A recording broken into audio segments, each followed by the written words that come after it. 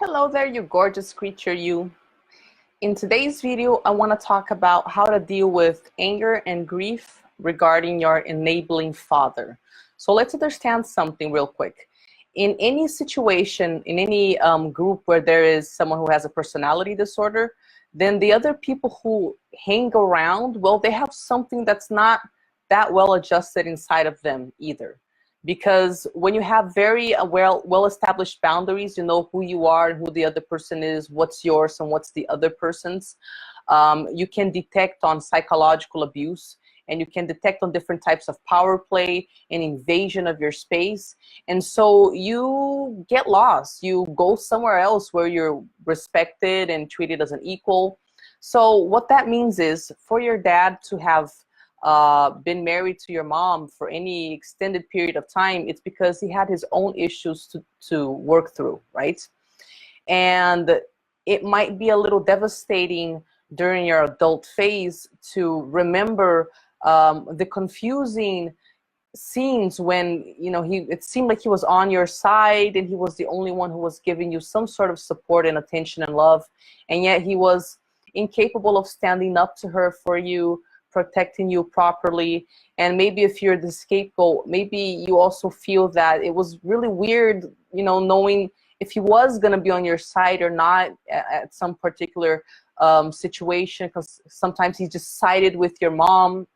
And all of this can leave you feeling really unprotected and just confused and angry and disappointed, you know, sad. And all of these feelings are really, really, really normal, and they can coexist with feelings of nostalgia for the good stuff, the feelings of love and even gratitude for your dad even being around, even though he wasn't able to care for you as a child deserves to be cared for and protected, right? So I think the first step here is to just let all of these contradictory feelings just kind of coexist and sit together inside of you, and not judge yourself for having any one of them, and just kind of like be very matter of fact about it, and, you know, accept that you have this big weird family of contradictory feelings, and it's okay. You're gonna process them, you're gonna work through them, and they're gonna transform into something else, because this moment is going to transform into something else. So it's okay that you have all of those feelings. Let me just drink some water here. But also, not only watch your feelings, also watch your beliefs, because that sort of experience with an enabling father can have some negative effects on the way that you see what is and isn't possible for you, particularly in relationships. So, for example, and also with regards to your self-love, if you feel, for example, that you're an orphan emotionally because you don't really feel that love was given to you, neither by your mom nor by your dad, this desire for love works in a weird mechanism. Initially, it started out as you wanting your mom or your dad to like fill your emotional cup. You're like, Mom, Dad, fill my cup. And mom and dad, because of their own inner pain, obviously they were unable to fill your cup or unable to do so consistently. And the message that you get is that there is no love for you.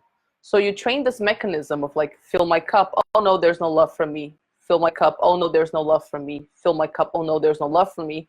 And you start projecting that mechanism onto other relationships that you have. And obviously that will result in even more painful experiences where your cup will not be filled, because your cup cannot be filled where there is nothing to fill it, right? And this mechanism of like asking that one person who does not have a very well-formed self to fill your cup is gonna always result, or mostly result, in it not being filled. So what do? You retrain that mechanism and you do something else with it.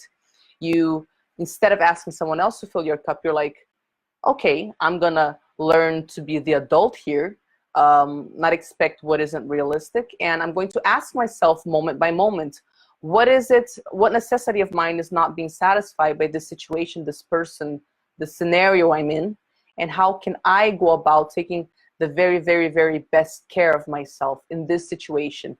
And then when moment by moment, you just ask yourself, what would my self-love do here? And then you actually start acting in that direction.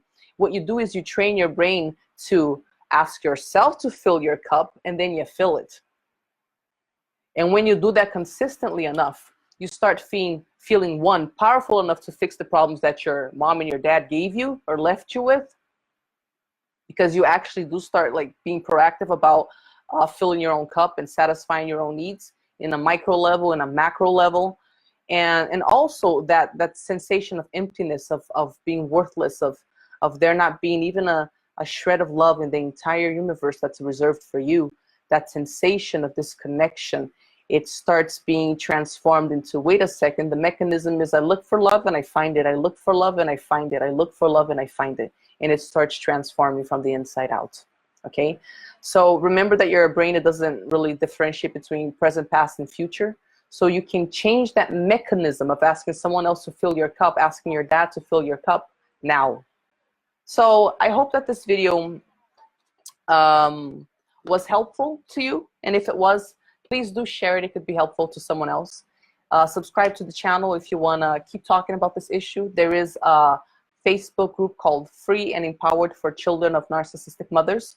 It's a safe environment where you can learn, you can get validation, understand that you're not the crazy one, that you might be even a little bit crazy. You probably are, but that there are ways of working through this, and your life is not over. There are people who understand what you're going through, and lots of people are in this situation. You will get through it, and with support, the impossible becomes possible, okay? Also, I am looking for a small group of international clients to start my launch in my Inner Mastery Lab program, which is the English language version of my workshop Entre no Seu Poder, which is a workshop I have been running online successfully in Brazil for a while now. And the purpose of this workshop is kind of like to fill a demand in the market where, unfortunately, still not every professional that deals with mental health is trained in the subject of narcissistic mothers and what that causes.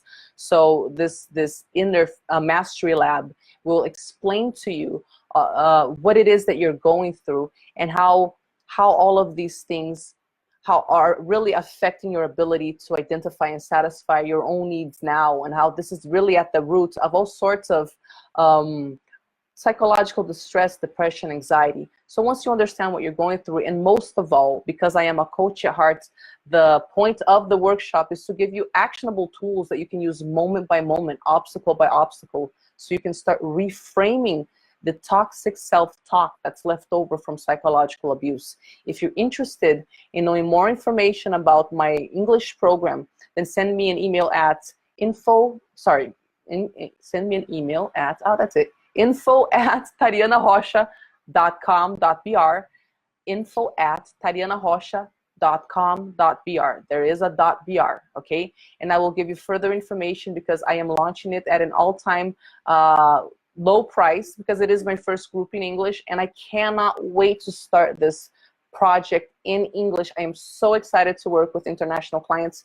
Lots of my clients are already based abroad, and I hope that you want to work together with me. If you identify with my way of thinking, then send me an email, okay?